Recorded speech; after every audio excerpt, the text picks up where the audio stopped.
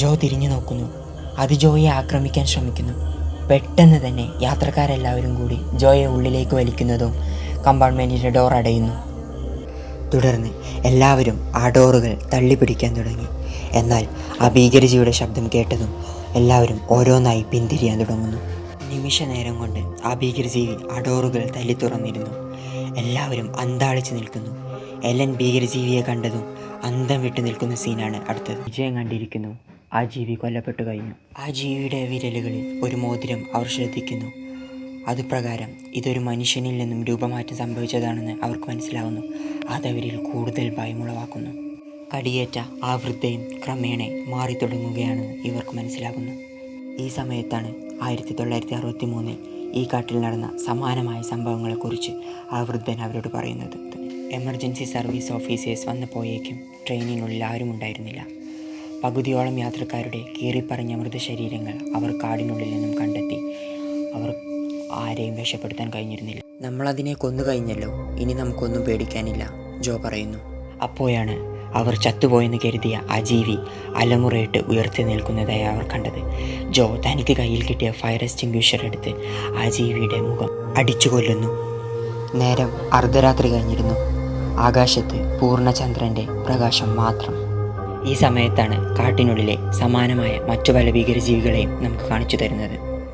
കടിയേറ്റ ആ വൃദ്ധയുടെ ശബ്ദം പേടിപ്പെടുത്തുന്ന വിധത്തിൽ നന്നേ മാറിക്കഴിഞ്ഞിരുന്നു. ഇതിനെ ഇനി വെച്ചുകൂടാ, നമ്മളിതിനെ എത്രയും പെട്ടെന്ന് കൊന്നേ പറ്റൂ, അല്ലെങ്കിൽ ഇത് ഇനിയും ഒരു ഭീകരജീവിയായി മാറുമെന്ന് ആൻഡ്രോ അവരോട് പറയുന്നുണ്ട്. എന്നാൽ ആ വൃദ്ധൻ അതിനെ എതിർക്കുന്നു. ആ ദേഷ്യത്തിൽ ആൻഡ്രോ നേരെ ചെന്ന് ആ വൃദ്ധയുടെ കഴുത്ത് പിടിച്ച് ഞെരിച്ചു കൊല്ലാൻ നോക്കുന്നു. എന്നാൽ ജോ ആൻഡ്രോയിൽ നിന്നും ആ വൃദ്ധയെ രക്ഷപ്പെടുത്തുന്നു. തന്നെ രക്ഷപ്പെടുത്താൻ ആ വൃദ്ധ അവരോട് കേഞ്ഞപേക്ഷിക്കുന്നുണ്ട്. ജോ ആൻഡ്രോയെയും ആ വൃദ്ധയെയും കെട്ടിയിടാൻ ആവശ്യപ്പെടുന്നു.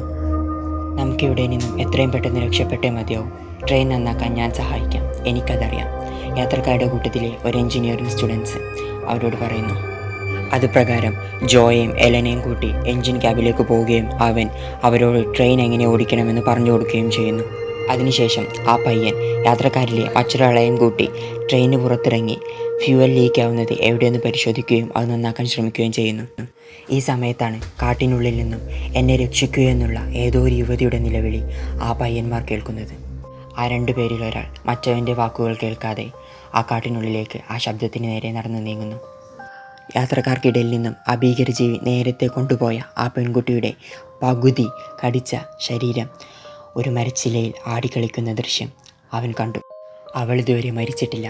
അവളെ ആഹാരമാക്കിക്കൊണ്ടിരുന്ന മറ്റു ഭീകരജീവികൾ ഇവനു നേർക്ക് ആക്രമണം തുടങ്ങുന്നു. കാട്ടിനുള്ളിൽ നിന്നുമുള്ള അവൻ്റെ ആർത്തുവിളി മറ്റുള്ളവർ കേൾക്കുന്നുണ്ട്.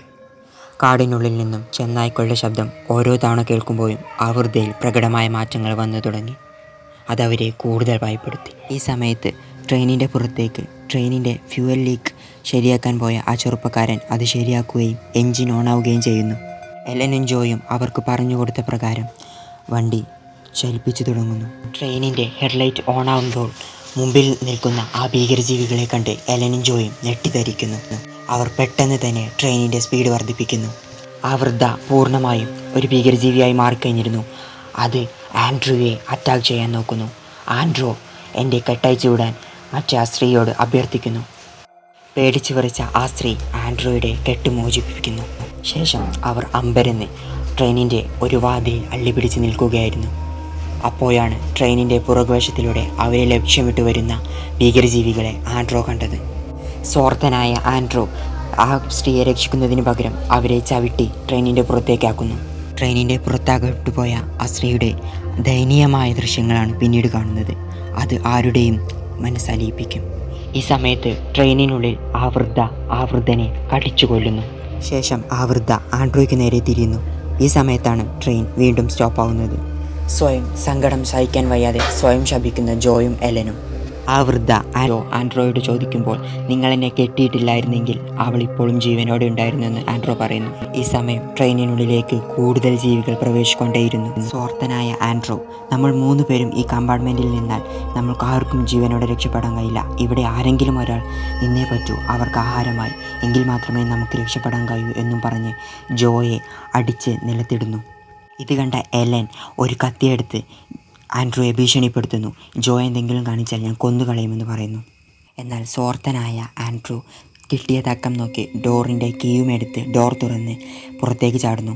ആൻഡ്രൂ ചാടിയ ശേഷം ഡോർ താനെ അടയുന്നു. അങ്ങനെ എലനും ജോയും അതിനുള്ളിൽ ട്രാപ്പാവുന്നു. അപ്പോഴേക്കും ഇരുവശങ്ങളിൽ നിന്നും കമ്പാർട്ട്മെൻറ്റിലേക്ക് കൂടുതൽ ഭീകരജീവികൾ വന്നുകൊണ്ടേയിരുന്നു. ആ ജീവികൾ ഇവരെ ആക്രമിക്കാൻ തുടങ്ങുന്ന നേരത്താണ് ട്രെയിൻ റിപ്പയർ ചെയ്യാൻ പോയിരുന്ന ആ എഞ്ചിനീയർ പയ്യൻ വന്ന് ഇവരെ രക്ഷപ്പെടുത്തുന്നത്. ആ പയ്യൻ അതിസാഹസികമായി ട്രെയിനിലെ കുറച്ച് പെട്രോൾ എടുത്ത് ഒരു കുപ്പിയിൽ നിറച്ച് ഇവരുടെ ദേഹത്തേക്ക് എറിഞ്ഞ് തീ പിടിപ്പിക്കുന്നു. അതവരെ പേടിപ്പിക്കുന്നു. ഭീകരജീവികൾ തീ കണ്ട് പേടിച്ച് നിൽക്കവേ തക്കം നോക്കി 3 പേരും മറ്റു ഭാഗത്തുള്ള ഡോർ തുറന്ന് രക്ഷപ്പെടാൻ നോക്കുന്നു. എന്നാൽ ജോയും എലനും മാത്രമേ ട്രെയിനിൽ നിന്നും രക്ഷപ്പെടാൻ കഴിയുന്നുള്ളൂ. അപ്പോഴേക്കും ആ പയ്യനെ അവർ ആക്രമിച്ചു കഴിഞ്ഞിരുന്നു. ജോയും എലനും പേടിച്ച് ഉൾക്കാട്ടിലൂടെ ഓടി രക്ഷപ്പെടുന്നു. എന്നാൽ വിധി അവിടെയും അവരെ വെറുതെ വിട്ടില്ല. കാട്ടിനുള്ളിൽ നിന്നും ചെന്നായ്ക്കളുടെ ശബ്ദം ഉയർന്നുകൊണ്ടേയിരുന്നു. അവർ തങ്ങളെ വെറുതെ വിടില്ലെന്ന് തിരിച്ചറിഞ്ഞ ജോ എലന് ഒരു അന്ത്യചുംബനം നൽകി എലനോട് പോവാൻ ആവശ്യപ്പെടുന്നു. എന്നാൽ എലൻ ജോയെ തന്നോടൊപ്പം വരാൻ കരഞ്ഞപേക്ഷിക്കുന്നുണ്ട്. എന്നാൽ ജോ അത് കേൾക്കുന്നില്ല. ജോ തൻ്റെ ജീവിതം എലനു വേണ്ടി ത്യാഗം ചെയ്യുകയാണ്. തുടർന്ന് എലൻ ജോയെ വിട്ട് ഓടിപ്പോവുകയും ജോയെ മറ്റു ഭീകരജീവികൾ ചേർന്ന് ആക്രമിച്ച് കൊന്നു തിന്നുന്ന കാഴ്ചയാണ് പിന്നെ നമ്മൾ കാണാൻ കഴിയുന്നത്. ചിത്രത്തിൻ്റെ അവസാന രംഗം എലൻ തൊട്ടടുത്ത ഒരു റെയിൽവേ സ്റ്റേഷനിൽ ചോര പുരണ്ട ഈ ഡ്രസ്സുമിട്ട് ഒരു ഭ്രാന്തിയെ പോലെ അലഞ്ഞു തിരിഞ്ഞ് നടക്കുന്നതാണ് കാണാൻ കഴിയുന്നത്. ആ ഭീകരമായ ട്രെയിൻ യാത്രയിലെ ഏക സർവൈവർ എലനായിരുന്നു. ശേഷം നേരത്തെ രക്ഷപ്പെട്ടു പോയ ആൻഡ്രോയെ കാണിച്ചാണ് ചിത്രം അവസാനിക്കുന്നത്. അവസാന രംഗങ്ങളിൽ ആൻഡ്രോയെയും ഈ ഭീകരജീവികൾ കൊന്നൊടുക്കുന്നതാണ് കാണുന്നത്. 1.5 മണിക്കൂറിൽ അത്യുഗ്രം ത്രില്ലടിപ്പിക്കുന്ന ഒരു ഭീകര അനുഭവം. അതാണ് ഈ സിനിമ. നിങ്ങൾക്ക് ഈ വീഡിയോ ഇഷ്ടപ്പെട്ടിട്ടുണ്ടെങ്കിൽ ലൈക്ക് ചെയ്യുക. ഇതുപോലുള്ള കൂടുതൽ വീഡിയോസ് കാണണമെങ്കിൽ എൻ്റെ ചാനൽ സബ്സ്ക്രൈബ് ചെയ്യുക. താങ്ക്